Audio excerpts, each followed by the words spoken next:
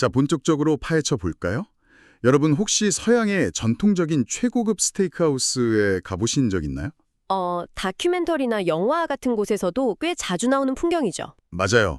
주방이나 숙성고 한편에 그 거대한 소의 허리뼈나 갈비뼈가 통째로 고기가 막 잔뜩 붙은 채로 주렁주렁 매달려 있잖아요. 네네, 아주 시각적으로 압도적이죠. 근데 당장 우리 주변의 정육점이나 한국의 숙성고기 전문점을 떠올려 보면 느낌이 완전히 다릅니다. 뼈가 아주 깔끔하게 발라져 있죠. 네, 붉고 예쁜 살코기 덩어리들만 딱 진공 포장되어서 선반에 가지런히 놓여 있거든요. 이게 단순히 나라별 고기 소비 문화의 차이일까요?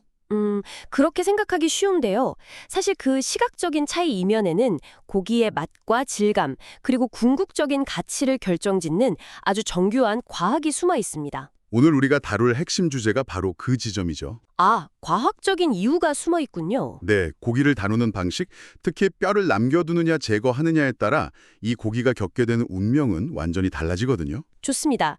그래서 오늘 저희가 준비한 깊이 있는 탐구의 출처는 고기 숙성, 즉 에이징의 핵심 비법을 과학적인 메커니즘으로 분석한 전문가의 자료입니다. 그중에서도 9장, 부위별 디테일 공략 부분을 아주 집중적으로 해부해 볼 예정입니다. 오늘 우리의 미션은 명확합니다. 여러분이 평소 고기에 붙어있는 뼈를 그저 모양을 잡아주는 용도나 나중에 버려야 하는 골칫거리 정도로 생각하셨다면 오늘 그 인식을 완전히 바꿔드리겠습니다. 뼈가 어떻게 수분 증발을 막는 물리적인 방패가 되고 또 고기 깊은 곳의 풍미를 깨우는 지휘자 역할을 하는지 완벽하게 이해하시게 될 겁니다. 이 탐구가 끝나면 여러분이 다음번 외식을 할 때 스테이크 메뉴판이 완전히 새로운 언어로 읽히실 거라고 약속드립니다. 충분히 기대하셔도 좋습니다. 그 출처 자료를 자세히 들여다보면요. 한국 유통구조 특성상 우리는 대부분 뼈가 제거된 부분육을 접하게 된다고 짚어냅니다. 아, 부분육이요. 네. 하지만 뼈가 없는 고기는 외부 환경에 너무나 취약한 상태거든요. 숙성이라는 길고 까다로운 시간 속에서 뼈의 유무는 이 고기가 최고의 스테이크가 될지 아니면 수분이 다 빠져버린 실패작이 될지를 가르는 거대한 분기점이 됩니다. 자료에서 그 뼈가 없는 고기를 벌거벗은 아기에 비유한 대목이 참 인상적이더라고요. 아주 적절한 비유죠. 뼈라는 갑옷을 벗어던진 상태니까 공기나 온도 변화에 얼마나 취약하겠어요? 출처에 따르면 뼈가 숙성 과정에서 절대적으로 유리한 과학적 이유들이 있다고 하는데요. 구체적으로 어떤 물리적 작용이 일어나는 건가요? 여기서 정말 흥미로운 점은 뼈가 단순히 고기를 지탱하는 기둥 역할만 하는 게 아니라는 겁니다. 가장 결정적인 첫 번째 역할은 바로 방어막 효과입니다. 방어막 효과요? 수분을 막아주는 건가요? 맞습니다. 건조 숙성, 그러니까 드라이 에이징의 핵심은 고기 겉면의 수분을 날려서 안쪽의 맛을 농축시키는 건데요. 네네. 수분이 너무 많이 통제할 수 없이 날아가 버리면 그건 숙성이 아니라 그냥 말라 비틀어지는 거거든요. 뼈가 있는 고기를 상상해 보시면 거대한 척추뼈나 늑골이 고기의 한쪽 면을 거대한 판처럼 완벽하게 덮고 있습니다. 아, 뼈 자체가 훌륭한 뚜껑이 되는 거네요. 그렇죠. 수분이 통과하지 못하는 불투수성 방어막이 쳐진 셈이죠. 표면적의 무려 30%에서 40% 정도가 공기와 아예 닿지를 않으니까 4주에서 6주라는 긴 시간 동안 겉을 삭막하게 말려도 뼈에 붙어있는 속살은 아주 촉촉하게 유지되는 겁니다. 그러니까 표면적의 상당 부분을 뼈가 물리적으로 꽉 막아주기 때문에 의도치 않은 수분 손실을 방어할 수 있다는 거군요. 정확합니다. 그렇다면 수분을 지키는 것 외에 고기의 식감이나 형태 자체에도 뼈가 영향을 미치나요? 물론입니다. 그 소가 도축되고 나면 사호강직이라고 해서 근육이 딱딱하게 굳고 수축하는 현상이 일어나잖아요. 네, 뻣뻣해지죠. 그 이후 숙성 과정을 거치면서 다시 이완이 되고요. 이 근육의 수축과 이완 과정에서 뼈가 없으면 고기가 모양을 잃고 자기 맘대로 쪼그라들거나 막 휘어져 버립니다. 뼈대 없이 그냥 근육만 있으니까요. 맞아요. 그러면 나중에 손님상에 낼 스테이크 모양으로 예쁘게 커팅할 수가 없게 되죠. 하지만 뼈가 근육을 양쪽에서 단단히 잡고 버텨주면 이야기가 완전히 달라집니다. 장력이 생기는 거군요. 네, 이 장력 덕분에 고기가 뒤틀리지 않고 형태를 유지할 뿐만 아니라 근섬유가 양쪽으로 팽팽하게 당겨진 상태로 숙성되기 때문에 육질 자체도 훨씬 연해지는 효과를 얻게 됩니다. 뼈가 일종의 닷처럼 근육을 딱 고정시켜주니까 고기가 수축하면서 질겨지는 걸 막아준다는 거네요. 이거 식당을 운영하시는 분들 입장에서도 굉장히 중요한 포인트일 것 같은데요. 엄청나게 중요하죠. 왜냐하면 건조 숙성을 하면 필연적으로 버려지는 고기들이 생기잖아요. 겉면이 마르면서 깎아내야 하는 부분들 말이죠. 네, 업계에서는 그걸 트리밍 로스라고 부르는데요. 드라이 에이징을 하면 겉면이 딱딱하게 육포처럼 굳고 곰팡이도 피기 때문에 그 부분을 반드시 깎아내야 합니다. 여기서 뼈의 진가가 또 한 번 발휘되죠. 뼈 있는 부분은 안 깎아도 되니까요. 빙고. 뼈가 한쪽 면을 덮고 있으면 그 면은 깎아낼 필요가 전혀 없습니다. 나중에 그냥 뼈만 칼로 싹 발라내면 그 뼈와 맞닿아 있던 안쪽은 마르지 않은 선홍빛의 완벽한 생고기 상태거든요. 와, 뼈가 대신 외부에 타격을 맞아준 거네요. 그렇죠. 반면에 뼈가 없는 육면체 형태의 고기를 드라이 에이징하면 사방을 빙 둘러서 육면을 다 깎아내야 합니다. 전부 다 깎아내야 하면 남는 게 별로 없겠는데요? 숙성 전에는 1kg이었던 고기가 딱딱한 겉면을 쳐내고 나면 500g도 안 남는 경우가 허다하죠. 절반 이상을 그냥 버리게 되는 겁니다. 여기서부터 진짜 흥미로워지는데요. 구체적인 부위 이야기로 들어가 보죠.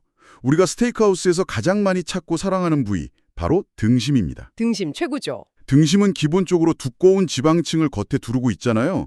그래서 수분 손실에 조금 더 강할 것 같긴 한데 그래도 뼈의 유무가 큰 차이를 만드나요? 등심도 뼈가 있는지 없는지에 따라 숙성 전략이 완전히 갈립니다. 서양식 드라이 에이징의 표준이라고 할 수 있는 뼈 있는 등심. 그러니까 뼈 모양을 따라 썰어낸 엘본이나 티본 스테이크 형태를 먼저 보죠. 네.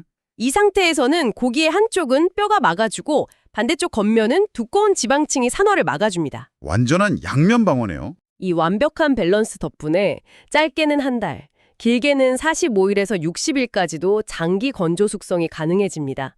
이렇게 극단적으로 오래 숙성을 해도 손실률을 20%에서 30% 선으로 아주 안정적으로 방어할 수 있죠.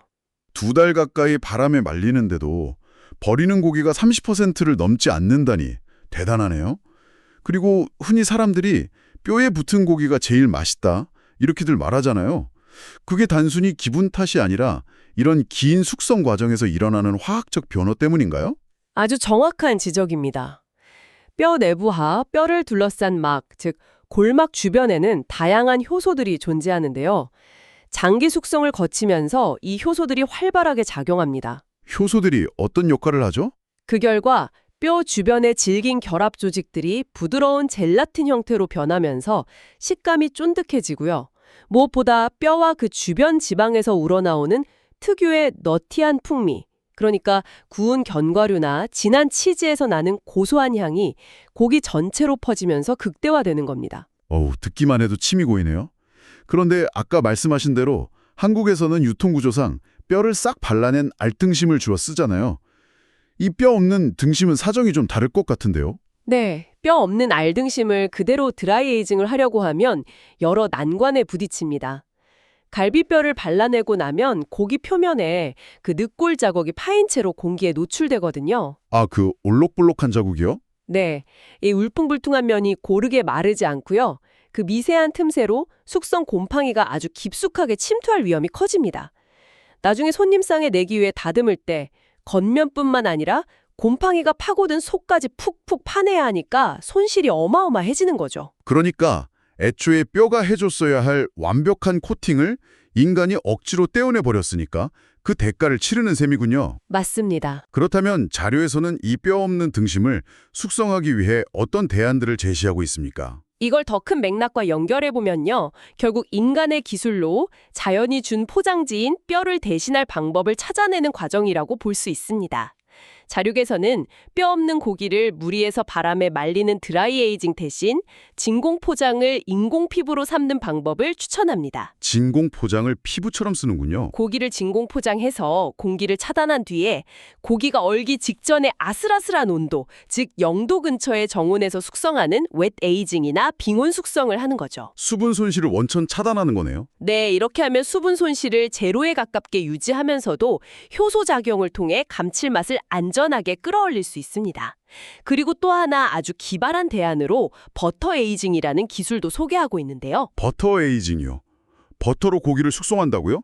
그건 어떤 원리인가요? 아주 직관적인 방법입니다. 뼈가 없는 고기 겉면에 두꺼운 버터나 소에서 추출한 맑은 기름인 우지를 겹겹이 발라서 딱 굳히는 겁니다. 아, 지방으로 껍질을 만드는군요. 네, 이 두꺼운 지방 코팅이 말 그대로 인공뼈 역할을 해서 수분이 밖으로 증발하는 것을 완벽하게 막아줍니다.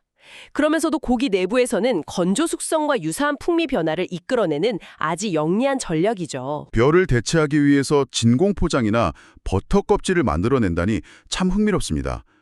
자, 등심은 그래도 자체적인 지방층이 있어서 이렇게 저렇게 방호전이 가능한데 문제는 안심입니다. 아, 안심. 가장 까다롭죠. 소 한 마리에서 3% 정도밖에 안 나오는 가장 귀하고 부드러운 부위잖아요.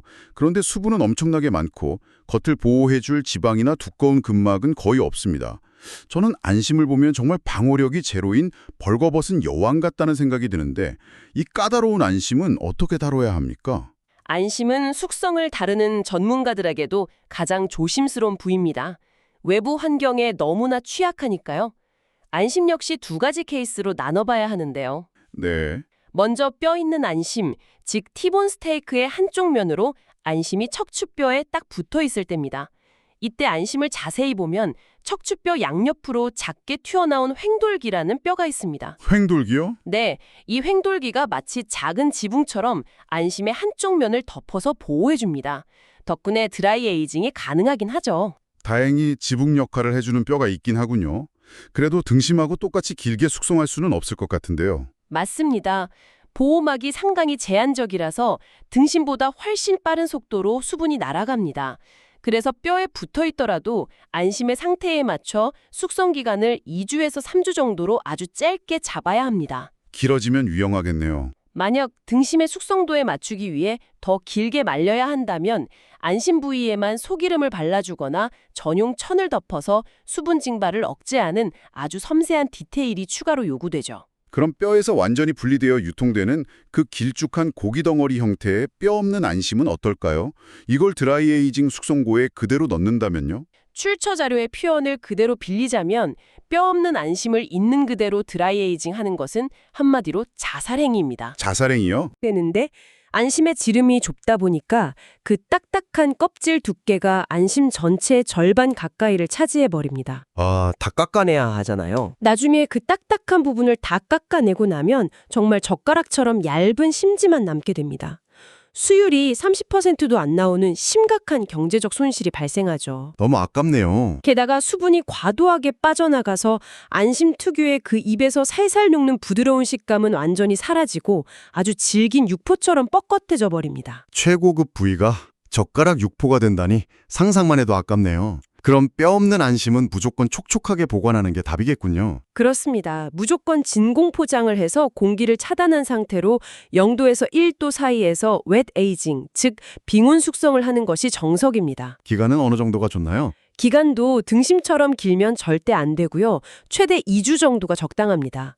안심은 애초에 결합 조직이 적어서 연한 고기인데 이걸 너무 오래 숙성하면 효소가 단백질을 과도하게 분해해서 고기 조직이 아예 무너져 버립니다. 조직이 무너지면 식감이 이상해지겠네요. 네, 씹는 맛이 사라지고 입안에서 기분 나쁘게 흐물거리는 멋이 산 상태가 되어버리는 거죠. 흐물흐물해지는 거군요. 만약 뼈 없는 안심에 굳이 건조 숙성 특유의 진한 풍미를 입히고 싶다면 앞서 언급했던 팻 에이징 외에는 답이 없습니다. 아, 버터나 기름을 바르는 거요? 낮은 온도로 녹인 라드나 버터에 안심을 통째로 푹 담가서 공기를 완벽하게 차단하거나 헝겊으로 싼 뒤 우지를 두껍게 발라 철저히 보호막을 쳐주어야만 합니다. 그럼 대체 이게 다 무슨 의미일까요? 지금까지 들어보면 뼈가 마치 고기를 지켜주는 만능 방패나 마법의 치트키 같은데요? 하지만 자연의 이치가 늘 그렇듯 장점만 있을 수는 없을 겁니다. 뼈 때문에 생기는 치명적인 부작용이나 리스크는 따로 없는 건가요? 아주 예리한 질문이네요. 뼈는 결코 만능이 아니라 철저히 관리되어야 하는 양날의 검입니다. 양날의 검이요? 네, 뼈가 있는 고기를 다룰 때 모든 숙성 전문가들이 가장 두려워하는 악몽 같은 현상이 하나 있는데요. 업계 용어로 골부패라고 부르는 현상입니다. 골부패. 뼈가 썩는다는 뜻인가요? 어떻게 그런 일이 발생하죠? 살아있는 소의 체온은 39도 정도입니다. 도축을 하고 나면 고기가 상하지 않도록 이 온도를 아주 빠르게 떨어뜨려야 하죠. 부드러운 살코기 부분은 냉장실에 들어가면 금방 차갑기 식지만 두껍고 거대한 뼈, 특히 관절 부위나 척추뼈 내부는 사정이 다릅니다. 뼈는 빨리 안 식나요? 네, 뼈는 열을 오랫동안 머금고 있는 추결 성질이 아주 강하거든요. 고기 겉면은 차가워졌어도 뼈 깊숙한 곳은 여전히 따뜻한 상태가 상당히 오래 지속되는 겁니다. 온도 차이가 생기는 거군요. 이렇게 냉각이 지연되면 뼈 내부나 관절액 속에 원래 숨어있던 클로스트리디움 같은 혐기성 세균, 즉 산소가 없는 곳에서 번식하는 세균들이 그 따뜻한 온도를 틈타서 폭발적으로 증식하게 됩니다. 겉은 식은데도 뼛속은 아직 따뜻해서 세균의 온상이 되어버리는 거네요.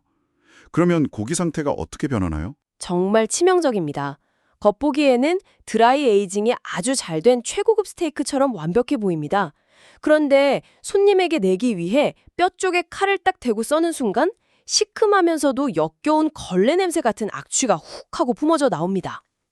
걸레 냄새요? 이걸 사워본 현상이라고 부르죠.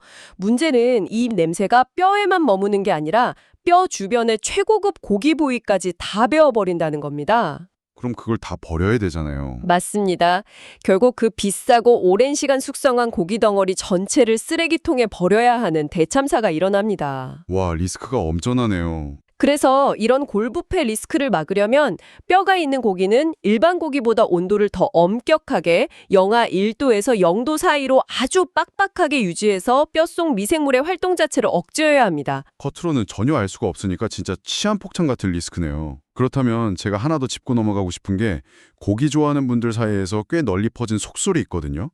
뼈를 고기와 함께 숙성하면 뼛속에 있는 골수가 고기 안으로 쫙 스며들어서 풍미가 훨씬 좋아진다는 이야기요. 이건 과학적으로 가능한 일인가요? 결론부터 단호하게 말씀드리면 골수가 고기로 스며든다는 건 과학적으로 완전한 착각이자 거짓입니다. 완전 거짓인가요? 출처 자료에서도 삼투압 현상 같은 물리적 침투는 절대 일어나지 않는다고 명확히 선을 긋고 있습니다. 골수라는 건 단단한 뼈의 중심부 공간에 갇혀있는 지방과 혈액 조직이거든요. 네네. 아무리 숙성 기간이 길다고 한들 그 치밀하고 딱딱한 뼈 조직을 골수가 스스로 뚫고 나와서 바깥의 살코기 쪽으로 스며들어간다는 건 물리적으로 그냥 불가능한 일입니다. 그러면 사람들이 뼈에 붙어 있는 고기가 골수 덕분에도 고소하고 맛있다 이렇게 느끼는 건 어떻게 설명해야 할까요? 다들 미각이 착각을 일으킨 걸까요? 고기가 유독 더 맛있는 건 분명한 팩트입니다. 하지만 사람들이 그 이유를 착각하고 있었던 거죠. 진짜 이유가 따로 있군요. 네, 고기가 맛있는 이유는 골수가 밖으로 흘러나와서가 아니라 앞서 우리가 계속 강조했던 뼈의 방어적 기능 덕분입니다. 뼈가 고기의 한쪽 면을 완벽하게 덮어주었기 때문에 수분을 빼앗기지 않고 최상의 컨디션이 유지된 거고요. 일단 방어를 잘했다는 거고 결정적으로 뼈를 겉에서 감싸고 있는 얇은 막, 즉 골막과 그 주변에 몰려있는 콜라겐 분해 효소들이 핵심입니다. 효소의 역할. 숙성 과정에서 이 효소들이 고기 조직을 연하게 만들고 불에 굽는 가열 과정이 더해지면 이 결합 조직들이 끈적한 젤라틴으로 녹아내리면서 엄청난 감칠맛을 폭발시키는 겁니다. 뼈 안에 골수가 들어간 게 아니었네요. 즉, 골수가 고기로 들어간 게 아니라 뼈라는 구조물 자체가 고기를 완벽한 환경에서 지켜내고 숙성시켰기 때문에 맛있는 겁니다. 뼈가 안에서 맛을 뿜어낸 게 아니라 외부의 공격을 막아내고 스스로 품고 있던 효소로 맛을 완성시켰다는 거군요. 자, 이제 이 과학적인 지식들이 청취자 여러분의 실제 외식 경험이나 지갑 사정과 어떻게 연결되는지 한번 짚어보겠습니다. 네, 실생활에 적용해봐야죠. 식당을 운영하시는 분들이 어떤 고민을 거쳐 메뉴를 결정하는지 아시면 똑같은 메뉴판을 보더라도 완전히 다른 세상이 보이실 텐데요. 출처 자료 마지막에 등장하는 3가지 실전 식당 시나리오를 통해 정리해 주시죠. 네, 아주 흥미로운 경제적 관점의 가이드입니다. 첫 번째 시나리오는 서울 한복판, 임대료가 살인적으로 비싼 도심의 고급 스테이크하우스입니다. 임대료가 비싼 곳, 이런 곳에서는 대부분 뼈 없는 등심이나 안심을 들여와 정원 외대이징이나 빙온 숙성을 하는 방식을 선택합니다. 이유가 뭘까요? 거대한 드라이에이징 냉장고를 여러 대 둘 만큼 공간이 넉넉하지 않거든요.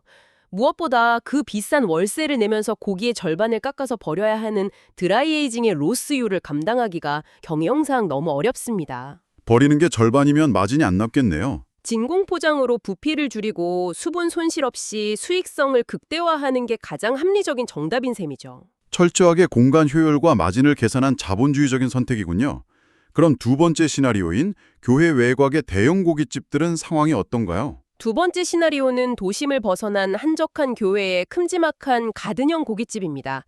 이런 곳은 상대적으로 공간에 여유가 있죠. 주차장도 넓고 널찍하죠. 그래서 입구 쪽에 거대한 숙성고를 딱 비치해두고 뼈가 큼지막하게 붙어있는 뼈 있는 등심을 걸어둔 채 드라이에이징하는 전략을 많이 씁니다. 아, 시선을 확 끄는 거네요. 손님들이 식당에 들어설 때 주렁주렁 매달린 거대한 뼈고기를 보는 것 자체가 그 어떤 광고보다 강력한 시각적 마케팅이 되거든요. 압도되잖아요. 게다가 이런 곳은 고기를 그램 단위로 달아서 파는데 묵직한 뼈 무게까지 고기 가격에 포함해서 높은 객관가를 창출할 수 있습니다. 아, 뼈 무게까지 돈으로 환산되는군요. 시각적인 압도감과 뼈에서 우러나온 숙성향을 무기로 삼아서 손님들의 지갑을 열게 만드는 훌륭한 전략이죠. 교회로 외식을 나온 손님들의 기대감과 감성을 정확히 찌르는 방식이네요. 그럼 마지막으로 세 번째, 한우 중에서도 마블링이 꽃처럼 핀 최고급 2플러스 넘버9 한우 전문점은 어떤 방식을 취합니까? 마블링이 극대화된 최고급 한우는 접근 방식이 완전히 달라야 합니다. 이런 고기는 뼈 없는 등심 상태로 진공 포장해서 영하 1.5도 부근의 빙온 상태로 보관하는 것이 최선입니다. 아예 뼈를 빼고 포장해버리는군요. 한우 특유의 그 촘촘하고 귀한 지방이 산소와 만나서 불쾌한 냄새가 나는 산패 현상을 막는 것이 가장 중요하기 때문입니다. 지방이 산화되면 안 되니까요. 이미 지방 자체로 풍미가 넘치는 이런 고기를 굳이 바람에 말려서 수분을 날리고 딱딱한 겉면을 깎아내는 드라이에이징을 거치는 것은 맛의 측면에서도 사치일 뿐더러 고기의 가치를 크게 훼손하는 낭비에 가깝습니다. 그러니까 정리하자면 공간이 금값인 도심에서는 진공 포장으로 실속을 챙기고 넓은 교외에서는 뼈를 전시해서 낭만을 팔고 최고급 마블링 고기는 산소와 차단해서 본연의 맛을 지켜라. 이렇게 딱 요약이 되네요. 완벽한 요약입니다. 자, 이제 오늘의 심층 탐구를 마무리할 시간입니다. 오늘 우리는 고기에 붙어있는 뼈가 단순한 장식이나 지지대가 아니라 겉면의 수분 증발을 막아주는 천연 방어막이자 고기의 형태와 질감을 지켜주는 과학적인 장치라는 사실을 확인했습니다. 네, 정말 중요한 내용이었죠? 출처 자료가 던지는 핵심 메시지는 분명합니다. 고기에 뼈가 붙어 있다면 거친 바람을 이용해 안쪽의 풍미를 농축시키고 고기에 뼈가 없다면 인간의 기술인 진공 포장 후 물과 얼음을 이용해 섬세하게 육즙을 가두어라. 아주 명쾌하네요. 여러분, 이제 스테이크를 주문하실 때 이 고기가 왜 뼈를 달고 있는지 혹은 왜 뼈 없이 촉촉하게 구워져 나왔는지 그 뒷배경을 완벽하게 이해하셨을 겁니다. 이 시점에서 중요한 질문이 하나 떠오르는데요. 오늘 우리가 나눈 논의를 바탕으로 여러분이 스스로 한번 깊게 생각해 보셨으면 하는 흥미로운 화두입니다. 오, 어떤 질문인가요? 우리는 지금까지 뼈가 고기를 보호하는 완벽한 자연의 진공 포장재 역할을 한다는 사실을 파헤쳤습니다. 그렇다면 한번 상상해 볼까요? 네. 현대의 첨단 진공 포장 기술, 미세한 온도 조절이 가능한 웨데이징 시스템, 심지어 버터나 우지를 두껍게 발라 보호막을 만드는 기술들이 이미 자연의 뼈를 완벽하게 대체하고 손실률마저 제로로 만들 수 있게 발전했습니다. 기술이 자연을 뛰어넘은 상태네요. 그렇다면 우리가 최고급 레스토랑에서 엄청난 비용을 지불하며 소비하는 그 거대한 뼈째 숙성된 드라이에이징 스테이크는 어쩌면 미식의 절대적인 필수 요소라기보다는 원초적인 시각적 만족감을 채워주는 거대한 마케팅이자 낭만적인 퍼포먼스에 불과한 것은 아닐까요? 와, 인간의 기술이 이미 자연의 뼈가 하던 역할을 완벽히 넘어섰다면 우리가 열광하며 돈을 지불하는 그 거대한 뼈는 어쩌면 맛이 아니라 감성과 낭만에 지불하는 비용일 수도 있겠다는 거네요. 바로 그겁니다. 아주 묵직하고 도발적인 질문입니다. 청취자 여러분, 다음에 근사한 레스토랑에 가서 거대한 뼈가 붙은 스테이크를 썰어 드실 기회가 생긴다면 이 질문을 꼭 한번 떠올려 보시기 바랍니다. 네, 한 번쯤 생각해 볼 만한 주제죠. 과연 나는 지금 고기 깊숙이 농축된 과학적인 맛을 음미하고 있는 것인가? 아니면 거칠고 원초적인 낭만을 소비하고 있는 것인가? 하고 말이죠. 오늘의 심층 탐구가 여러분의 식탁 위 미식 세계를 한층 더 넓고 깊게 만들어 주었기를 바랍니다. 계속해서 주변의 일상에 호기심을 갖고 질문을 던져보시길 바라며 저희는 다음 심층 탐구에서 더 새롭고 흥미진진한 지식으로 돌아오겠습니다.